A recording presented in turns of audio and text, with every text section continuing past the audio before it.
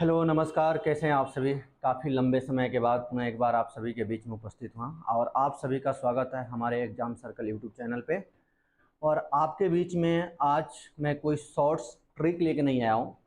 आज एक वीडियो लेकर एक प्रॉपर एक क्लास होगी हमारी नोबेल प्राइज़ पे। आज नोबेल प्राइज़ का A to Z हम जानेंगे कि नोबेल प्राइज़ में की शुरुआत कैसे हुई और किनकी याद में दी जाती है, और नोबेल प्राइज़ फाउंडेशन की स्थापना कब हुआ था, नोबेल फाउंडेशन की। तो इस सब के बारे में डिटेल्स में जानेंगे। चलिए हम शुरू करते हैं। तो जैसे कि आप लोग देख रहे होंगे पीछे, चलिए तो सबसे पहले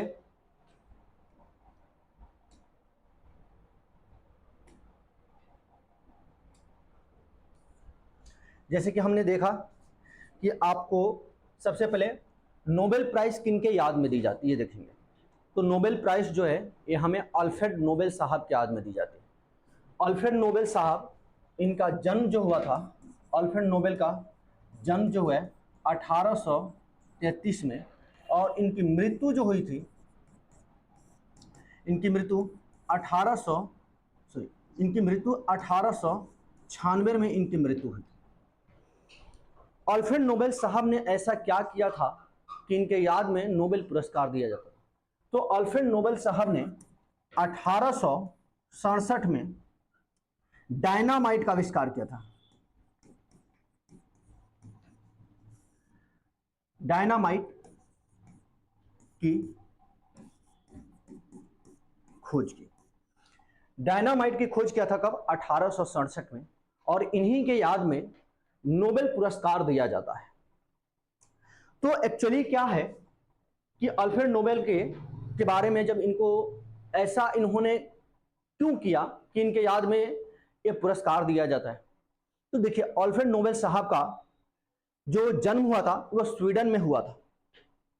इनके पिता का नाम इमैनुअल नोबेल था, और जन्म के बाद एक काम के तलाश में रसिया चले गए और वहां पे इन्होंने अपना कारोबार शुरू किया और डायनामाइट का खोज किया।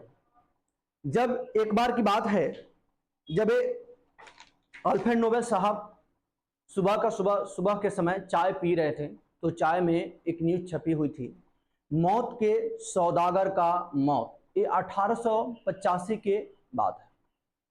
अल्फ्रेड नोबेल साहब इस सोच में पड़ गए कि क्या मेरे मरने के बाद भी यही बात सोची जाएगी कि मौत के सौदागर की मौत। ये बात उनकी बहुत विचलित कर रहा था। आखिर वो कैसे सोच रहे थे, क्यों सोच रहे थे इस समय। कैसे उन्होंने जब डायनामाइट का आविष्कार किया तो उनको ये पता नहीं था, डायनामाइट का आविष्कार करने के पीछे की मंशा थी कि डायनामाइट का प्रयोग विकास के काम में किया जाएगा। जैसे कि बड़े बड़े चट्टानों को तोड़ने के लिए लेबर फोर्स लगाया जाता था, और लेबर फोर्स लगने की वजह से कभी कभी भारी नुकसान भी होता था और क्षति भी होती थी, बहुत सारे लोगों की जान चली जाती थी। तो उन्होंने सोचा डेवलपमेंट को आगे बढ़ाने के लिए डायनामाइट का आविष्कार किया, लेकिन इसका प्रयोग युद्ध में हथियार के रूप में किया जाने लगा। इस बात से विचलित थे, और यही सोच के इन्होंने सोचा था कि हम आगे कुछ ऐसा करें समाज में जो मुझे लोग मौत के सौदागर के रूप में न जान के मेरे अच्छे कामों के लिए जाने। तो चलिए सारे डिटेल्स आज देखेंगे A to Z। तो जैसे कि अल्फ्रेड नोबेल प्राइज किसके याद में दी जाती है? तो अल्फ्रेड नोबेल साहब की। इनका जन्म हुआ था कब? 1833 में। कहां पे हुआ था? स्वीडन में हुआ था। स्वीडन की राजधानी बोले तो स्टॉकहोम।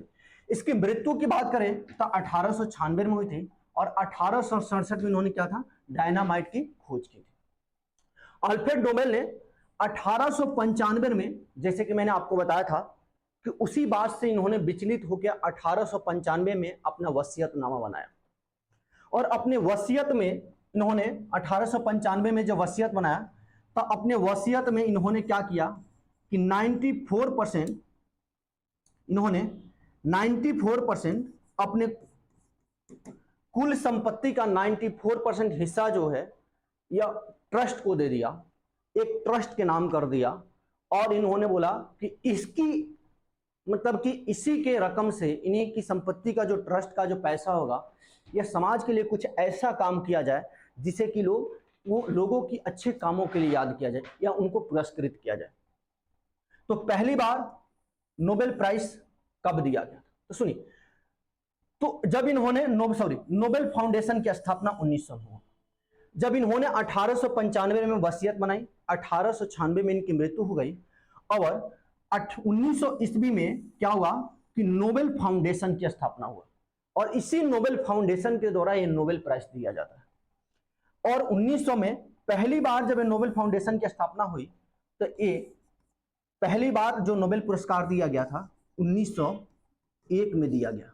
हमेशा ये 10 दिसंबर को दिया जाता है। तो 10 दिसंबर को ही क्यों दिया जाता है इसे?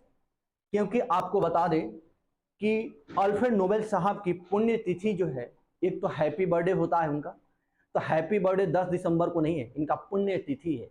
यानी 10 दिसंबर को हमारे अल्फ्रेड नोबेल साहब की मृत्यु हुई थी, और उन्हीं की याद में 10 दिसंबर को ही नोबेल प्राइज दी जाती है।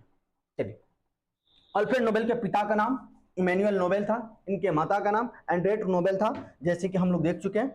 चलिए अगला स्लाइड लेते हैं। अब देखेंगे यह कितने क्षेत्रों में दिया जाता है नोबेल प्राइज। नोबेल प्राइज कितने क्षेत्रों में दिया जाएगा? चलिए बात करेंगे तो यह 6 क्षेत्रों में दिया जाता है। लेकिन क्या शुरू से जब 1901 में नोबेल पुरस्कार दिया गया था तो उस समय ही 6 क्षेत्रों में दिया गया? नहीं, 1901 में जब नोबेल पुरस्कार देना शुरू किया गया था तो सिर्फ 5 क्षेत्रों में नोबेल पुरस्कार दिया जाता था। या पहले 5 क्षेत्रों में कौन कौन सा था? भौतिकी में दिया जाता था, रसायन शास्त्र में दिया जाता था, साहित्य में दिया जाता था, शांति में दिया जाता था, और चिकित्सा यानी physics, chemistry, literature, peace and medicine में दिया जाता था। लेकिन क्या हुआ कि खास करके बाद में 1967 की बात करते हैं कि 1967 में पहली बार विचार आया कि नोबेल पुरस्कार को अर्थशास्त्र के क्षेत्र में भी देना चाहिए, यानी इकोनॉमिक्स में। विचार ये किया गया 1967 में, लेकिन इसको शामिल किया गया, बाद में इसको शामिल किया गया था 1968 में जोड़ा गया। प्रस्ताव लाया गया था 1967 में अर्थशास्त्र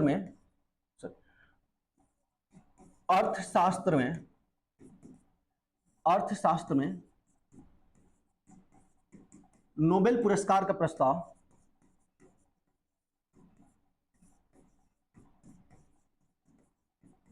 प्रस्ताव 1967 में लाया गया, लेकिन इसको शामिल किया गया 1968 में, जोड़ दिया गया इसमें नोबेल प्राइज के रूप में। लेकिन पहली बार जो नोबेल पुरस्कार दिया गया अर्थशास्त्र में तो वो दिया गया 1969 में दिया गया। ऐसा 1969 में दिए जाने का कारण क्या था? नोबेल पुरस्कार को क्यों जोड़ा गया? अर्थशास्त्र को नोबेल पुरस्कार में जोड़े जाने का कारण क्या था? तो सुनिए, जो स्वीडन का केंद्रीय बैंक है एक, जिनका 300 वर्ष पूरा हुआ था, स्वीडन का जो, जैसे कि हमारे देश का केंद्रीय बैंक कौन सा है? आरबीआई। तो उसी तरह से स्वीडन का बैंक, केंद्रीय बैंक, उसका स्वीडन की केंद्रीय बैंक का, स्वीडन के केंद्रीय बैंक का 300वीं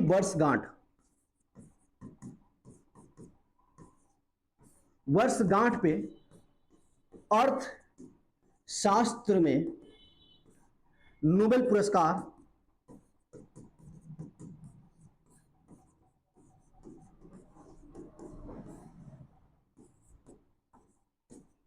शुरू किया गया। तो ऐसा क्या कारण था जो 1968 में प्रस्ताव लाया गया, 1968 में इसको जोड़ा गया और 1969 में दिया गया? तो आपसे कोई पूछे तो अर्थशास्त्र को नोबेल पुरस्कार में कब जोड़ा गया? तो यह जोड़ा गया 1968 में, 1968 में जोड़ा गया। पहली बार अर्थशास्त्र में नोबेल पुरस्कार कब दिया गया? तो 1969 में दिया गया।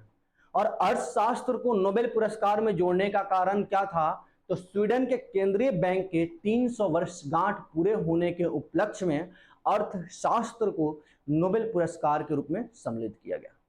चलिए आगे हम देखते हैं इसमें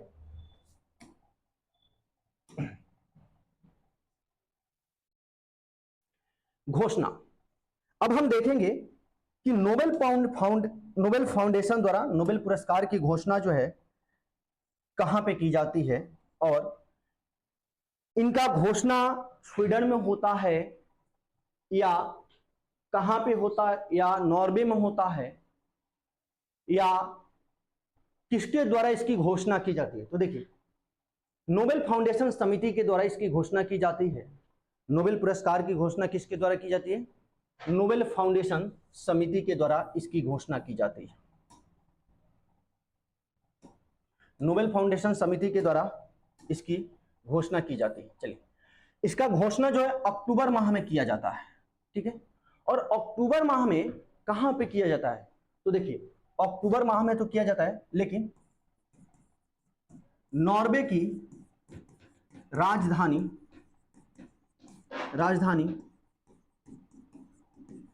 ओस्लो, नॉर्वे की राजधानी ओस्लो में अक्टूबर माह में नोबेल फाउंडेशन की बैठक होती है, और अक्टूबर माह में नॉर्वे में ही इसकी घोषणा होती है कि नोबेल पुरस्कार में किस किस को सम्मिलित किया जाएगा। लेकिन यह दिया जाता है 10 दिसंबर को दिया जाता है, क्योंकि अल्फ्रेड नोबेल साहब की पुण्यतिथि का दिन है इसी दिन, इसीलिए 10 दिसंबर को यादगार बनाने के लिए उनके पुण्यतिथि के दिन पे यह दिया जाता है। तो नोबेल फाउंडेशन की घोषणा कब होती है? अगर बात करें नोबेल फाउंडेशन की नोबेल पुरस्कार की घोषणा की, तो घोषणा होगी अक्टूबर मंथ में और दिया जाता है दिसंबर मंथ में, ठीक है। चलिए, अगला स्लाइड हम लेते हैं।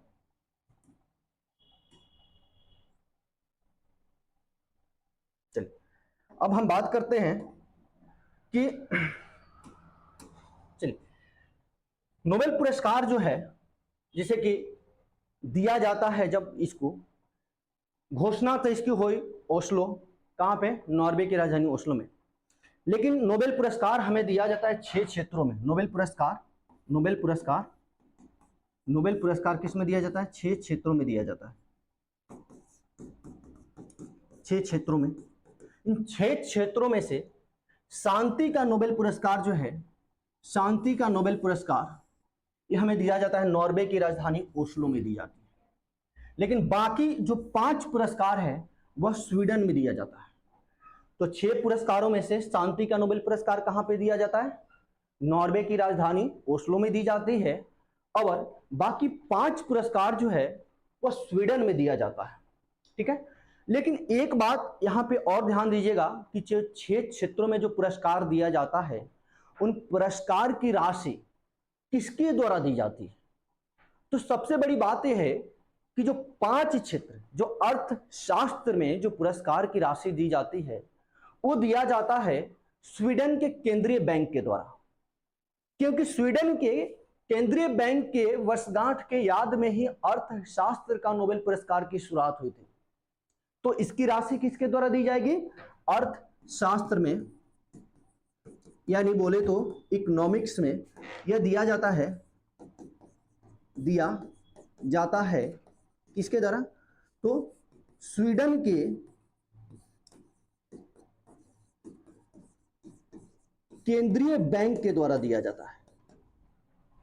बाकी 5 क्षेत्र जो है, जैसे कि भौतिकी हुआ यानी फिजिक्स, केमिस्ट्री, या शांति यानी पीस, लिटरेचर यानी साहित्य, और मेडिसिन यानी चिकित्सा, इन 5 क्षेत्रों में जो पुरस्कार की राशि दी जाती है वो नोबेल फाउंडेशन के द्वारा दिया जाता है, और अर्थशास्त्र में नोबेल पुरस्कार स्वीडिश बैंक के द्वारा दिया जाता है। अच्छा, एक चीज आपको बता दें कि क्या नोबेल पुरस्कार की राशि फिक्स होती है? नहीं, ये हमेशा बदलता रहता है। जैसे कि आपको बताएं, जब मैंने शुरू में ही बताया था कि अल्फ्रेड नोबेल साहब ने 1895 में अपनी वसीयतनामा बनाई थी, और अपनी कुल संपत्ति का कितना परसेंट? 94% क्या किया था? ट्रस्ट को दिया था, और बोला कि इस 94% संपत्ति से तुम कुछ ऐसा करो कि समाज मुझे अच्छे कर्मों के लिए याद करे, न कि मुझे मौत के सौदागर के रूप में याद करे। तो उस 94% जो उनके कुल प्रॉपर्टी है उसी प्रॉपर्टी का जो इंटरेस्ट आता है यानी ब्याज का पैसा आता है, उसी ब्याज के पैसे से इन नोबेल पुरस्कार की राशि दी जाती है। क्योंकि सरकार इसमें राशि देती है कि आप पुरस्कार दीजिए, आज भी उनकी कुल संपत्ति सुरक्षित है और जितनी उनकी ब्याज की राशि होती है उसी ब्याज की राशि से पुरस्कार दिया जाता है। चलिए आगे हम देखते हैं। अब अगला स्लाइड लेते हैं। चलिए, किसी भी क्षेत्र में अब प्रश्न यहां पे आता है कि किसी भी क्षेत्र में, जैसे आप जानते होंगे कि किसी भी क्षेत्र में अधिकतम कितने लोगों को नोबेल पुरस्कार दिया जा सकता है, ठीक है। तो किसी भी क्षेत्र में या फिजिक्स, किसी भी क्षेत्र का कहने का मतलब यहाँ पे जैसे फिजिक्स हुआ, केमिस्ट्री हुआ, आपको मेडिसिन हुआ या लिटरेचर हुआ या अर्थशास्त्र हुआ, तो इन सब की जब हम बात करते हैं तो फिजिक्स में अधिकतम 3 लोगों को दिया जा सकता है। अधिकतम कितने लोगों को दिया जा सकता है? 3 लोगों को दिया जा सकता है, लेकिन न्यूनतम एक भी व्यक्ति हो सकता है। तो किसी भी क्षेत्र में अधिकतम कितने लोगों को नोबेल पुरस्कार दिया जा सकता है? 3 लोगों को। क्या किसी को मरणोपरांत नोबेल पुरस्कार दिया जा सकता है? यानी मरने के बाद उसको नोबेल पुरस्कार, कोई व्यक्ति ऐसा काम करके मर गया हो और बाद में उसके काम को रिकॉग्नाइज किया जाए तब नोबेल पुरस्कार दिया जाए। देखिए 1974 से पहले ये नियम था कि आप मरणोपरांत भी दे सकते हैं, लेकिन 1974 के बाद ये नियम लाया गया कि किसी भी व्यक्ति को मरणोपरांत यानी मरने के बाद उसके कामों के लिए उसको नोबेल पुरस्कार नहीं दिया जा सकता है। तो क्या कभी किसी मरणोपरांत किसी व्यक्ति को नोबेल पुरस्कार मिला है? तो हाँ मिला है ना। 1974 से पहले यानी मरने से पहले 1974 में यह नियम आने से पहले 2 लोगों को नोबेल पुरस्कार दिया जा चुका था। किसमें? मरणोपरांत। तो 1931 में एक दिया गया था, एरी एक्सेल को दिया गया था, साहित्य में दिया गया था, और 1961 में हैंग हैमरशोल्ड को दिया गया था, शांति में दिया गया था। ये दोनों व्यक्ति को मरणोपरांत दिया गया था, यानी इनके मरने के बाद इनके काम को रिकॉग्नाइज किया गया और इनको पुरस्कार दिया गया। लेकिन 1974 में तो नियम ही आ गया कि अब जो है किसी भी व्यक्ति को मरने के बाद नोबेल पुरस्कार नहीं दिया जा सकता है। चलिए क्लियर। तो 1974 के बाद मरणोपरांत किसी को नोबेल पुरस्कार नहीं दिया जा सकता है, लेकिन 1974 से पहले मरणोपरांत 2 लोगों को नोबेल पुरस्कार मिल चुका था। एक 1931 में एरी एक्सेल को मिला था जो साहित्य में मिला था, एक 1961 में हैंग हैमरशोल्ड को मिला था जो शांति में मिला था, और ये यूएनओ के महासचिव थे, ठीक है। और किसी भी व्यक्ति को अधिकतम कितने क्षेत्रों में नोबेल पुरस्कार दी जा सकती है? किसी भी क्षेत्र में अधिकतम कितने लोगों को दिया जा सकता है? तो अधिकतम 3 लोगों को दिया जा सकता है। चलिए अगला हम स्लाइड लेते हैं। थोड़ी सी बोर्ड पे अभी दिक्कत हो रही है, लेकिन समय के साथ बोर्ड से भी दोस्ती हो जाएगी तो आप लोग को ज्यादा प्रॉब्लम नहीं होगा। अब मुझे लग रहा है धीरे धीरे हो भी रही है। अब बात यहां पे उठता है कि सबसे अधिक बार नोबेल पुरस्कार किसको दिया गया है, ठीक है। तो अगर हम बात करें तो सबसे अधिक बार नोबेल पुरस्कार जो मिला है वो मिला है किसको? रेड क्रॉस को मिला है। रेड क्रॉस को मिला है 1917 में, 44 में और 63 में। सबसे अधिक बार नोबेल पुरस्कार किसको मिला है? तो रेड क्रॉस को 3 बार मिला है। तो 3 बार कब कब मिला है? एक 1917 में मिला है, एक 1944 में मिला है और एक 1963 में मिला है। अच्छा 1917 में आपको प्रथम वर्ल्ड वार का दौर तो याद ही होगा। कब से कब तक? 28 जुलाई 1914 से 28 जुलाई 1914 से 28 जुलाई कब तक चला था? 1918 तक चला। तो प्रथम विश्व युद्ध में जितने भी घायल सैनिक हुए थे या किसी शहर में लोग घायल हुए थे तो उनकी सहायता का काम कौन करता था? रेड क्रॉस करता था। तो इसकी इस उपलब्धि के लिए इसको दिया गया था नोबेल पुरस्कार 1917 में। द्वितीय वर्ल्ड वार की बात करें तो द्वितीय वर्ल्ड वार में भी आपने देखा था 1939 से कब 1945 तक। तो 1944 में भी इनको सेकेंड वर्ल्ड वार के समय काम करने के लिए दिया गया। और फिर 1963 में भी इनको नोबेल पुरस्कार दिया गया सामाजिक कार्य करने के लिए।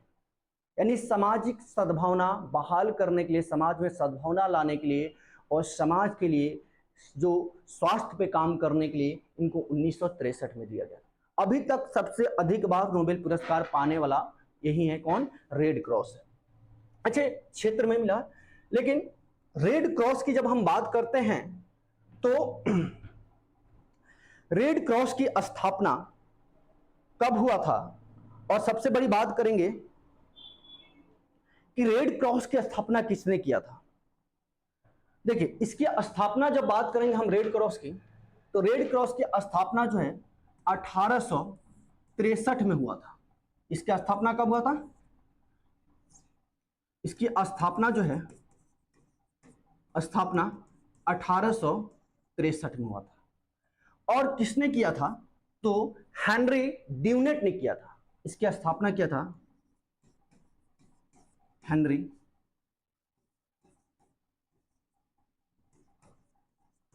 ड्यूनेट।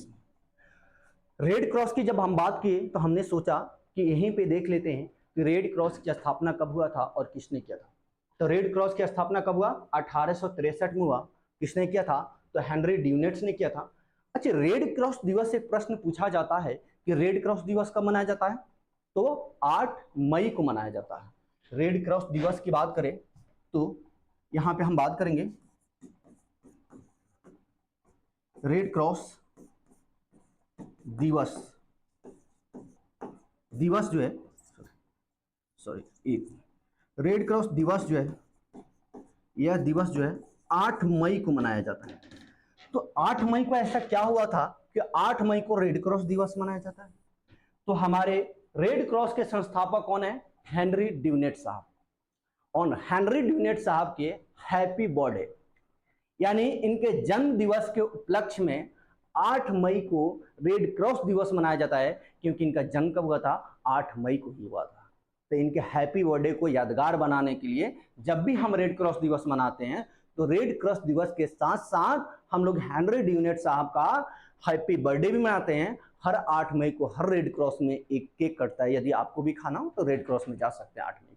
चलिए अब बात करते हैं शांति का पहला नोबेल पुरस्कार किसको दिया गया था। तो 1901 में शांति का पहला नोबेल पुरस्कार हेनरी ड्यूनेट को दिया गया था। और हेनरी ड्यूनेट ने कब किया था? इन्होंने क्या किया था हेनरी ड्यूनेट ने? तो 1863 में क्या किया था? रेड क्रॉस की स्थापना किया था। और इनके रेड क्रॉस के द्वारा किए गए काम को देखते हुए और रेड क्रॉस के द्वारा जो इन्होंने काम किया समाज में शांति स्थापित करने के लिए, तो इसके उपलक्ष्य में सबसे पहला शांति का नोबेल पुरस्कार किसको दिया गया? हेनरी ड्यूनेट साहब को दिया गया। कब? 1901 में दिया गया। नोबेल फाउंडेशन की स्थापना कब हुई थी? तो 1900 में हुई थी। पहली बार नोबेल पुरस्कार कब दिया गया था? 1901 में दिया गया था। नोबेल पुरस्कार की घोषणा कब होती है? अक्टूबर के माह में होती है। कब दिया जाता है? 10 दिसंबर को दिया जाता है नोबेल पुरस्कार। नोबेल पुरस्कार की घोषणा किसके द्वारा की जाती है? नोबेल फाउंडेशन के द्वारा की जाती है। नोबेल फाउंडेशन कहां पे पुरस्कार की घोषणा करती है? नॉर्वे की राजधानी ओस्लो में बैठ के घोषणा करती है। लेकिन यह पुरस्कार दिया जाता है स्वीडन में। लेकिन एक बात और बता दे, शांति का नोबेल पुरस्कार, यहीं पे नोट कर लीजिएगा, शांति का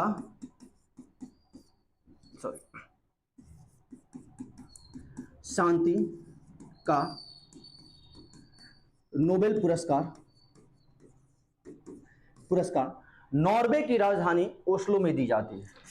शांति का नोबेल पुरस्कार कहां पे दिया जाता है? नॉर्वे की राजधानी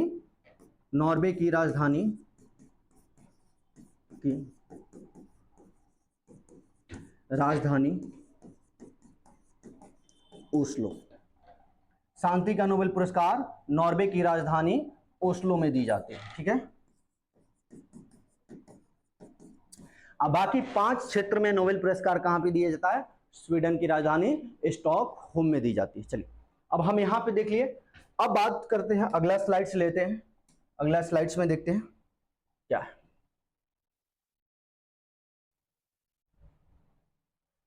देखिए एक प्रश्न यहां पे है कि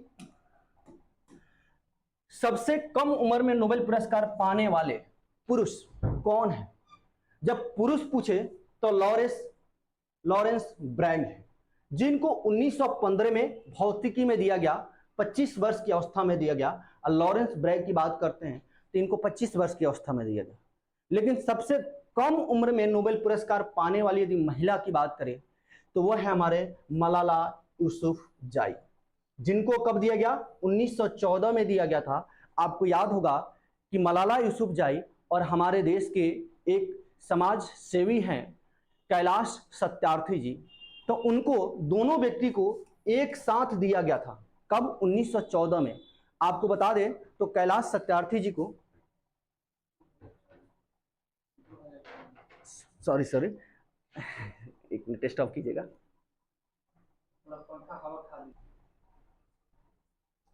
तो हमने जैसे देखा कि सबसे कम उम्र में नोबेल पुरस्कार पाने वाले पुरुष कौन है?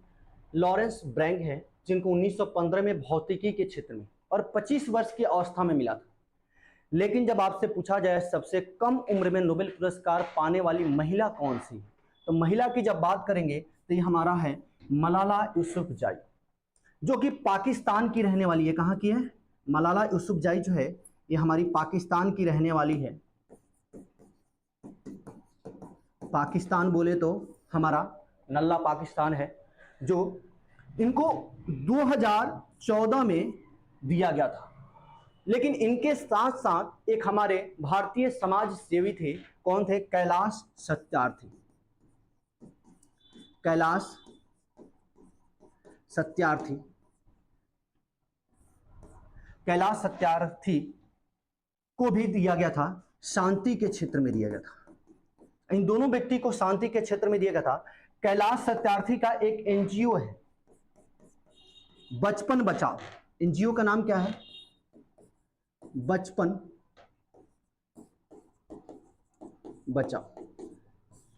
बचपन बचाओ एनजीओ है, उसी के द्वारा ये खास करके जो बाल मजदूर होते हैं, यानी जो मजदूर लेबर मजदूरी करते, जो मजदूर क्या करते हैं, जो बाल मजदूरी करते हैं कहीं पे, जैसे भट्टी ईंट के भट्ठों में काम करते हैं, तो इनको क्या करते हैं, उनको वहां से निकालते हैं और अपने एनजीओ के थ्रू एजुकेशन देते हैं, यानी शिक्षा देते हैं। तो इसीलिए इनको भी दिया गया था। और मलाला यूसुफजाई को जब यह पुरस्कार मिला तो उस समय मात्र इनकी उम्र 17 साल थी। ऐसा अब एक हुआ क्या था कि ऐसा मलाला यूसुफजाई ने ऐसे क्या कर दिया था कि इन्होंने 17 साल की उम्र में नोबेल पुरस्कार ले लिया? तो मलाला यूसुफजाई ने पाकिस्तान में लड़कियों के एजुकेशन के लिए आवाज उठाई। जब खास करके वहां के चरमपंथियों ने यह बोला कि महिलाएं, लड़कियां स्कूल नहीं जा सकती है, तो उनकी आवाज को, लड़कियों की, जब लड़कियां यदि स्कूल जाएंगी तो उनको गोली मार दिया जाएगा। इन बातों को इग्नोर करते हुए मलाला यूसुफजाई ने उनकी बातों को इग्नोर, स्कूल जाना ठान लिया। बोला कि नहीं, मैं स्कूल जाऊंगी। जब ये स्कूल जा रही थी तो इनके बस में रोक के इनको गोली मार दिया गया।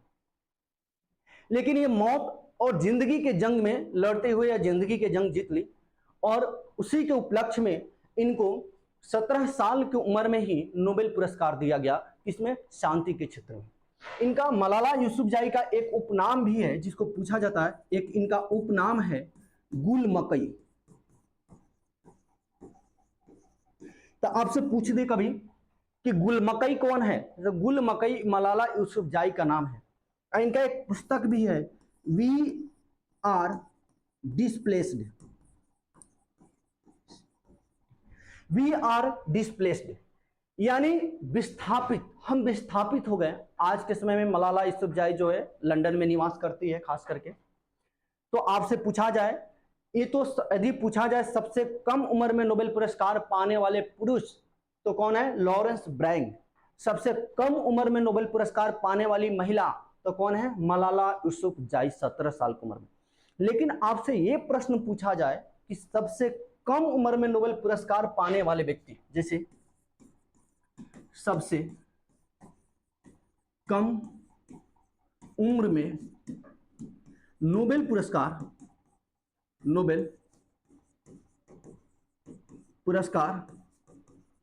पाने वाले व्यक्ति, तो एक चीज बताइए, व्यक्ति में महिला और पुरुष तो दोनों आती है। ऐसा तो आपसे पूछा नहीं जा रहा है कि यहाँ पे महिला है या पुरुष है, यानी व्यक्ति पूछ रहा है, तो व्यक्ति में महिला भी होगी और पुरुष भी आएगा। तो सबसे कम उम्र में किसको मिला है? मलाला यूसुफजई को। तो आपसे ये पूछा जाए कि सबसे कम उम्र में नोबेल पुरस्कार पाने वाले व्यक्ति, तो मलाला यूसुफजई। ठीक है, चलिए अगला हम स्लाइड लेते हैं। यहाँ पे कोई दिक्कत किसी को? चलिए बोलते हैं। चलिए अब हम देखेंगे यहां पे कि चलिए थोड़ा सा बोर्ड के साथ समस्याएं हो रही है, क्योंकि काफी दिनों बाद बोर्ड पे आया हूं, तो धीरे धीरे बोर्ड के साथ दोस्ती हो जाएगी, और जब दोस्ती हो जाएगी तो फिर आपको और बेहतरीन तरीके से मिलेगा। देखिए इसके लिए मैं एक आपको सबसे बड़ी चीज बोलूंगा कि मंजिल ने हौसलों से कहा कि तेरे बस की बात नहीं। मंजिल ने हौसलों से कहा तेरे बस की बात नहीं। हौसलों ने मंजिल की आंखों में आंखें डाल के कहा चल झुट्ठी तेरी इतनी औकात नहीं कि तू मेरी रास्ता रोक सके। यानी आपके हौसले बुलंद हो तो किसी भी मंजिल को पाया जा सकता है। यानी मंजिल पे जाने में आपको कठिनाइयां तो आएगी, पर हौसले आपका काम आएगा। तो चलिए हम देखते हैं कि 2 बार नोबेल पुरस्कार पाने वाले व्यक्ति कौन कौन से हैं। तो सबसे पहले जब हम बात करते हैं मैडम क्यूरी की, तो मैडम क्यूरी साहब को इनको क्या हुआ था, इन्होंने क्या किया था? एक जो है उनको 1903 में मिला है, एक 1911 में मिला है। तो मैडम क्यूरी साहब को 1903 में जो मिला है वो भौतिकी के लिए मिला है, यानी फिजिक्स के लिए मिला है। और फिजिक्स में इन्होंने क्या किया था? रेडियो एक्टिविटी की खोज की थी। किसकी खोज की थी? 1903 में इनको भौतिकी में मिला है, भौतिकी में मिला है। और 1911 में इनको रसायन शास्त्र में मिला है, रसायन शास्त्र यानी केमिस्ट्री में मिला है। तो भौतिकी में इनको रेडियो सक्रियता के लिए भी मिला है। ठीक है, और रसायन शास्त्र में इनको रेडियम के लिए मिला है। रसायन शास्त्र में इनको रेडियम की निष्कर्षण के लिए मिला है, और इसको रेडियो एक्टिविटी के लिए मिला है। तो ऐसा प्रश्न पूछा जाता है कि वो कौन व्यक्ति हैं जिनको भौतिकी में और रसायन शास्त्र दोनों में नोबेल पुरस्कार मिला है? तो हमारी मैडम क्यूरी है। ठीक है, मैडम क्यूरी को किस में मिला है? भौतिकी और रसायन शास्त्र। भौतिकी में 1903 में मिला है, और रसायन शास्त्र की बात करें तो 1911 में मिला है। यदि आपसे पूछा जाए भौतिकी में किसके लिए दिया गया है, तो रेडियो सक्रियता के लिए दिया गया है, और रसायन शास्त्र में रेडियम की खोज के लिए दिया गया है। चलिए अगला हम लेते हैं। अगला कौन है देखते हैं। तो इस तरह से आपको क्लियर हो गया कि मात्र एक ऐसा है मैडम क्यूरी हैं जिनको फिजिक्स और केमिस्ट्री दोनों में नोबेल पुरस्कार मिला है। चलिए अगला लेते हैं, हमारे जॉन बार्डीन साहब हैं। तो जॉन बार्डीन साहब को दोनों बार फिजिक्स में मिला है, एक 1956 में मिला है, एक 1972 में मिला है। जॉन बार्डीन साहब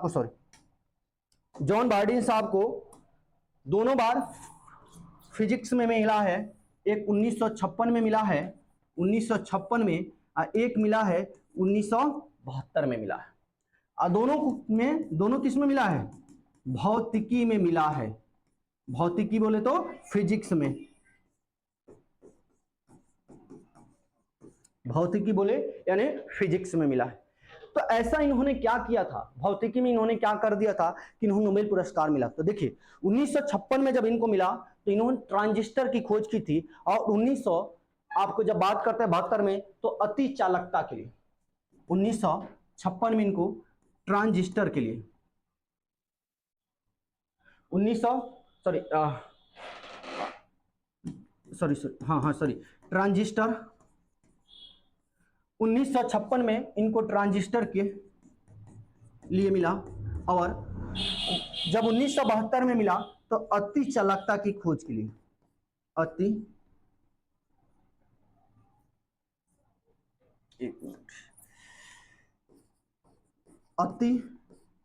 चालकता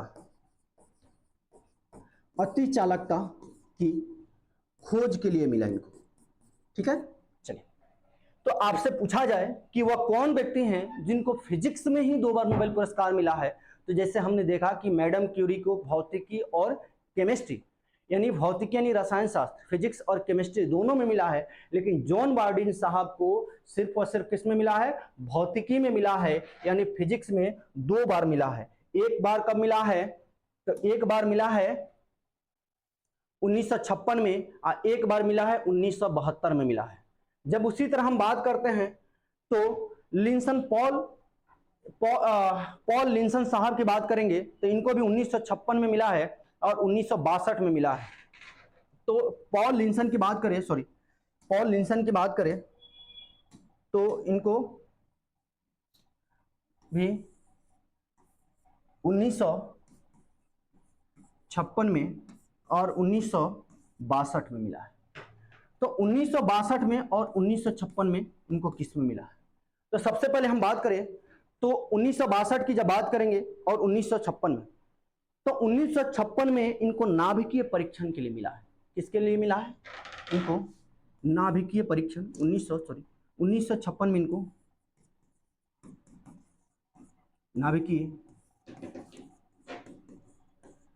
परीक्षण के लिए मिला है। लेकिन जब 1962 में बात करें तो इनको शांति के लिए मिला है। 1956 में किसके लिए भी मिला है? नाभिकीय परीक्षण के लिए मिला है। और 1962 में यदि बात करें तो इनको शांति के लिए मिला है। अब बात करेंगे फ्रेडरिक सेंगर की। अगला जब हम स्लाइड लेते हैं, अगला स्लाइड लेंगे फ्रेडरिक सेंगर की। तो फ्रेडरिक सेंगर साहब को देखते हैं कि इनको कब कब मिला है। इनको भी 2 बार नोबेल पुरस्कार मिला है। एक 1958 में मिला है और एक 1980 में मिला है। कब कब मिला है? तो इनको भी 2 बार मिला है, एक 1958 में, एक 1980 में मिला है। जब 1958 और 1980 की बात करते हैं तो दोनों बार इनको किस में मिला है? रसायन शास्त्र में मिला है।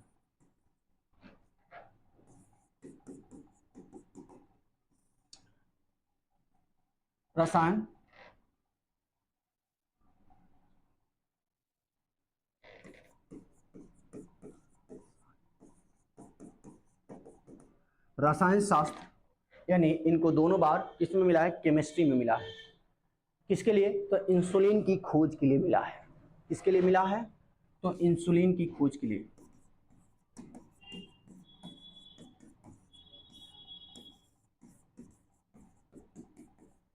इंसुलिन की खोज के लिए मिला। तो इस प्रकार अगर अगला हम स्लाइड लेते हैं कि जब हमने देखा फ्रेडरिक सेंगर साहब को 2 बार मिला है, दोनों बार किस में मिला है? रसायन शास्त्र में मिला है। तो अगला हम लेते हैं, चलिए अब हमारा 2 बार नोबेल पुरस्कार लेने वाले व्यक्ति की संख्या जो है हमारा 4 है। जो हमने देखा, एक मैडम क्यूरी साहब हैं जिनको फिजिक्स और केमिस्ट्री दोनों में मिला है। उसके बाद हमने देखा कि जॉन बार्डिन साहब, इनको जो है दोनों बार फिजिक्स में मिला है। जॉन बार्डिन साहब को सिर्फ और सिर्फ फिजिक्स में 2 बार मिला है। और उसके बाद जब हम बात करेंगे तो लिंसन साहब को 1 बार शांति में मिला है और 1 बार फिजिक्स में मिला है। लेकिन जब हम फ्रेडरिक साहब की बात करते हैं तो इनको दोनों बार किस में मिला है? रसायन शास्त्र यानी केमिस्ट्री में मिला है। ठीक है, तो इससे आपसे एक प्रश्न यहां से बनता है कि फिजिक्स और केमिस्ट्री में नोबेल पुरस्कार पाने वाले व्यक्ति कौन है? ठीक है, तो कौन से हमारे हैं? मैडम क्यूरी हैं, जिनको फिजिक्स में भी मिला है और केमिस्ट्री में भी मिला है। उसके बाद जब हम बात करते हैं जॉन बार्डिन साहब का, जब एक प्रश्न पूछा जाए आपसे कि 2 बार भौतिकी में नोबेल पुरस्कार पाने वाले व्यक्ति कौन है, तो जॉन बार्डिन साहब है, जिनको भौतिकी में नोबेल पुरस्कार मिला है 2 बार, एक 1956 में, एक 1972 में जब हमने देखा था। लेकिन आपसे पूछा जाए केमिस्ट्री में 2 बार नोबेल पुरस्कार पाने वाले व्यक्ति कौन है, तो फ्रेडरिक सेंगर साहब हैं। कोई दिक्कत? तो इस कम से कम इस चारों नाम को याद रखिएगा, यहां से प्रश्न हमेशा बनता है और इसको तो आप इग्नोर कर ही नहीं सकते हैं। चलिए अब थोड़ा सा आते हैं यहाँ पे, एक छोटा सा ही है कि हमने देखा था कि सबसे अधिक उम्र में नोबेल पुरस्कार पाने वाले, सबसे कम उम्र में नोबेल पुरस्कार पाने वाले पुरुष में देखा था। उसके बाद हमने देखा सबसे कम उम्र में नोबेल पुरस्कार पाने वाली महिला देखा था। तो महिला कौन थी? महिला थी मलाला यूसुफजाई।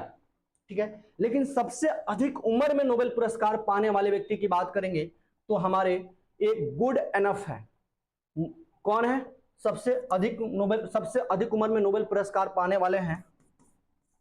Good enough.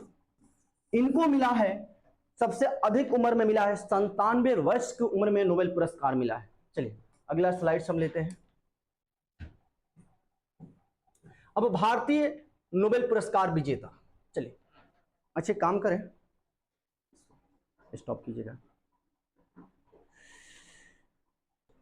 ठीक, तो जैसे कि हमने देखा था कि सबसे कम उम्र में नोबेल पुरस्कार पाने वाले पुरुष और सबसे कम उम्र में नोबेल पुरस्कार पाने वाली महिला, जैसे हमने देखा मलाला यूसुफजई। मलाला यूसुफजई का एक उपनाम भी देखा था हमने, गुलमकई, और उनके पुस्तक का नाम क्या था? We are displaced. इस पुस्तक को जरूर याद रखिएगा। लेकिन सबसे अधिक उम्र में नोबेल पुरस्कार पाने वाला व्यक्ति की यदि हम बात करें तो सबसे अधिक उम्र में नोबेल पुरस्कार पाने वाले व्यक्ति हैं जो कि 97 वर्ष की उम्र में मिला था, गुड इनफ। गुड इनफ को रसायन शास्त्र में मिला था, रसायन शास्त्र में मिला था, और इनको 97 वर्ष की उम्र में मिला था। ये अमेरिका के रहने वाले थे। कहाँ के रहने वाले थे? अमेरिका के रहने वाले थे। चलिए, तो सबसे कम उम्र में हो गया, सबसे अधिक उम्र में हो गया। मरणोपरांत किसी को नोबेल पुरस्कार दिया जा सकता है कि नहीं? तो 1974 से पहले दिया गया है, लेकिन 1974 के बाद नहीं दिया जा सकता है।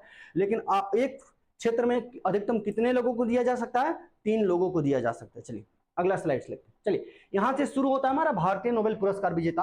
तो हम इसको नेक्स्ट वीडियो में करेंगे, नेक्स्ट पार्ट में करेंगे। तो यहाँ से वीडियो काफ़ी लंबा हो जाएगा, तो इसके लिए सेकेंड पार्ट हम लोग लेंगे। चलिए, धन्यवाद, थैंक यू।